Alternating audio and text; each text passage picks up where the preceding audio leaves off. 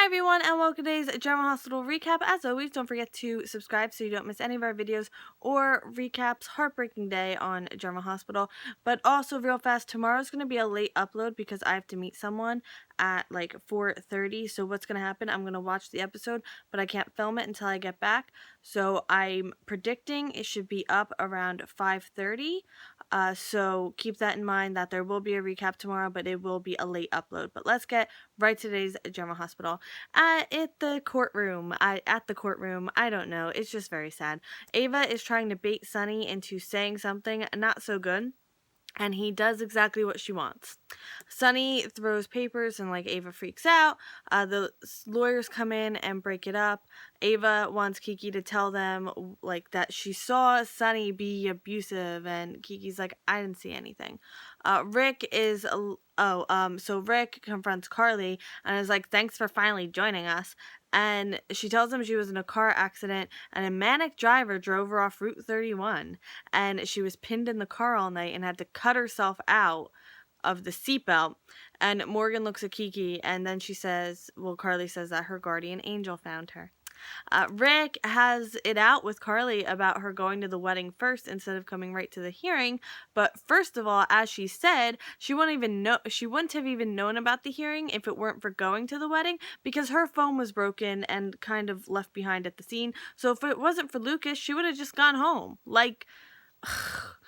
Anyway, oh, it's Carly's fault that she was in a car accident. Get a life. Kiki thinks she's the one that ran Carly off the road, and Morgan tells her to leave it alone. She goes to the side. They have this conversation to the side. Morgan's like, my mom's fine. Leave it alone. It doesn't matter. So when you think about it, it's really Kiki's fault. But anyway, that doesn't matter at all. Carly tries to tell Sonny about Jason, but court is back in session, unfortunately, and Scott wants to offer evidence of the recorded conversation during the recess, and the judge will allow it. Great. Ava is... Okay, in my opinion, the beginning of that recording is Ava clearly baiting him, saying horrible things, but still, Sonny's response was not acceptable. His own responsibility for acting like that. I mean, it is a court of law and you're going to threaten to kill someone. That is ridiculous. He should have never said that. He should have realized Ava was up to something at the very least. But he should have kept himself under control, and that is on him and him alone. And I say that for a very specific reason that we will get to at the end of this video. Carly and Morgan take the she was provoking him defense. And the judge scolds Sonny. He tries to apologize, but it doesn't happen. And he undoes every good thing that everyone said about him in that courtroom.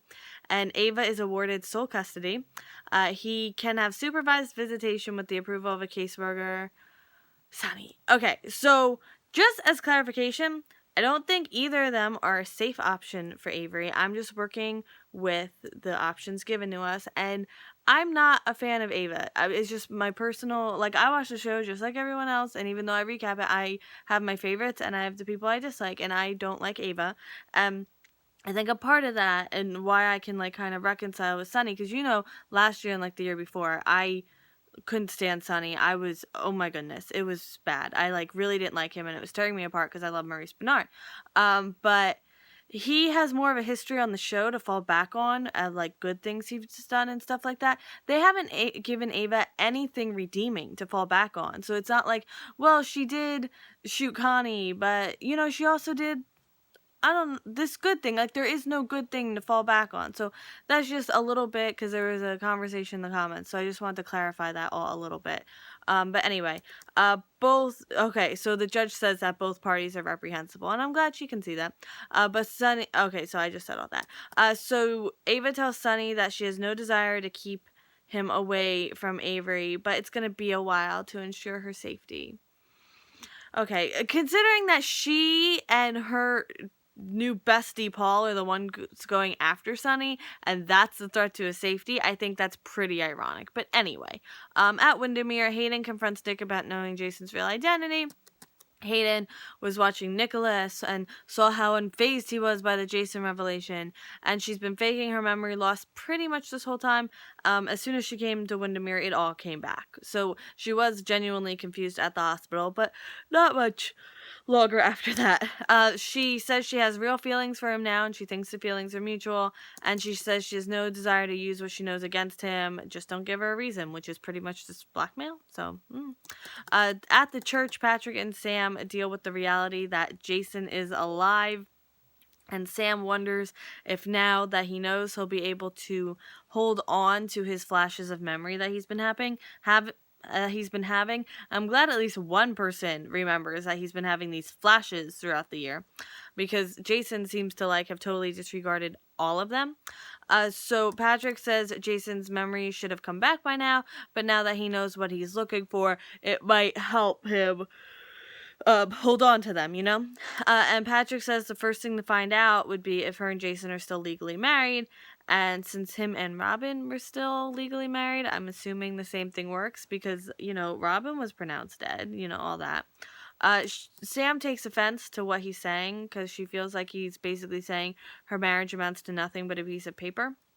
And she talks about Robin's comeback and how Patrick went back to Robin. And there is, a lot more that kind of goes into that with the whole, Sabrina and, how he was moving on. And now he's in Sabrina's position that Sabrina was in with him. Go figure. What goes around comes around, I guess. I mean, whether you think Patrick made the right decision or not. Patrick and Robin used to be my favorite couple on the show. Back in the day when they were both on the show, and they were a couple. Her head is spinning. She's seeing blank now, as opposed to where she had her whole life mapped out. And she doesn't know where to go from here. And can you blame her? He says how love wasn't enough to keep him and Robin together, but that's really not what happened. The Cassidines got involved, and if the Cassidines weren't involved, Robin would still be there, and they would be together, and we wouldn't be dealing with this right now. Because Robin would have made it back to Port Charles and would have been like, this is Jason, and Jason would have known who he was and had his face, and that's just, never how this was going to happen, but still. He tells her not to buy into a future with someone based on a memory. Doesn't really go over well. And she says Jason's more than memory, and he's like, but Jason loves Elizabeth, and she says it's not the same as with him and Robin, and they don't know where to go from here, basically. But they go home. That's where they decide to go. And Sam thinks about how they're going to tell Danny and Emma all of this. And Patrick's like, I'm going to go wash up. So leave Sam alone. At the bridge, Liz apologizes, but not for anything she did. But basically, she was afraid that of anything he found out would tear them apart. Sorry, and he's like, "It's not like you were keeping anything from me." And she wants to know if their life together is over. Jason says he still loves her. She still wants to get married again, legally married to Sam, but whatever, won't stop Elizabeth. Jason says he has obligations to Sam and Danny especially, and Danny finally has a chance to get to know his father, that he was deprived of as a baby. And he talks to her and about all the stories he heard about Jason. Sorry, I could not get that out. So he's heard so many stories about Jason and how some of what he's heard he doesn't like, and he doesn't want to give her a name that he doesn't even like. And he says he thinks he'll become a target to enemies, and that, Elizabeth and the boys would be targets too. And he's like, when you see me, all you see is Jason, and how can I reconcile that with the man you want me to be? And she's like, I always knew. Because he's basically like, you want Jake Doe, and now I'm this whole new person, Jason Morgan, and I don't want you to have to go through that. And she's like, I always knew. And then she's like, part of me always knew who you were. Yeah, the part, all of you, since, May. Ugh. So Jason still wants to find out how and why this happened to him, because he's awesome, and he's not just gonna take this. He's got to know it all. She doesn't want him to shut her out, and he says he's not walking away, and he'll go home with her tonight, and he's going to figure out what it means to be Jason Morgan. And then at Liz's, the kids aren't home, but word is they're confused because Epiphany told them how the wedding didn't happen, and they're gonna sit them down in the morning and talk to them. End scene. So I like these episodes because characters aren't moving in between scenes that much, and it makes me happy. So, okay, Sonny. again, I've said I have my issues with Sonny. I don't think Sonny's a saint. I don't think he's perfect. Nothing like that. And he is blaming Carly for him losing Avery. Seriously, dude? Seriously? These are the reasons I don't like Sonny, because at times like this, he can't take responsibility for his own actions. First of all, she didn't even know about the hearing unless she went to the wedding, and she was in a car crash. Like, she was just in a car crash. And he's gonna blame her for him losing custody because he couldn't keep his mouth shut for 5 seconds and not give in to someone who was obviously baiting him to say something horrible. Absolutely not. This is not Carly's fault. This is Sonny's fault, because everybody stepped up to help him and he couldn't even help himself. So, yeah. Stop it. Stop it, Sonny. Stop it. I will not have this. No. And Morgan takes Sonny away. Michael stays with Carly, and she tells him Jake is Jason because good things happen. Good things happen. And there's a DNA test, and he's stunned. He doesn't know what to think, but he's stunned. Jason is still Elizabeth's, and here's a motorcycle outside. And Hayden and Nick at Windermere, they're in this like weird relationship. Will they, won't they? Will they, won't they? And it looks like will they? And then she's like, actually, I'm gonna go home now. I'll see you tomorrow.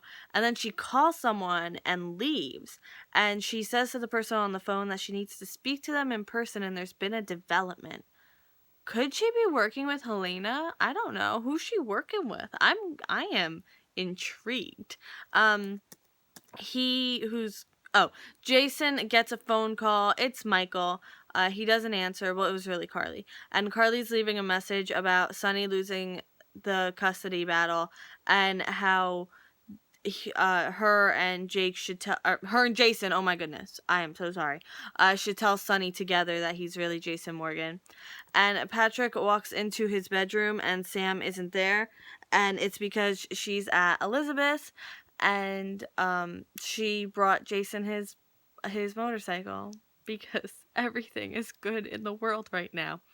And she tells him that he can come over anytime to see Danny. And Liz comes down the stairs and sees Sam leaving, and just like, good things happen. Good things do happen in this world. Oh my goodness. Today was just heartbreaking. The Fallout Part 2, Heartbreak. I'm having so much fun naming these videos. So as I said, tomorrow, going to be a late upload, but there will be an upload, I promise you. I'll try to get it up, but like my notes, I can definitely guarantee my notes won't be there, but maybe I can try to do a quick upload. But I don't know. I will see you tomorrow for more Drama Hospital, but late, remember, late. And I hope you have a great day. Bye.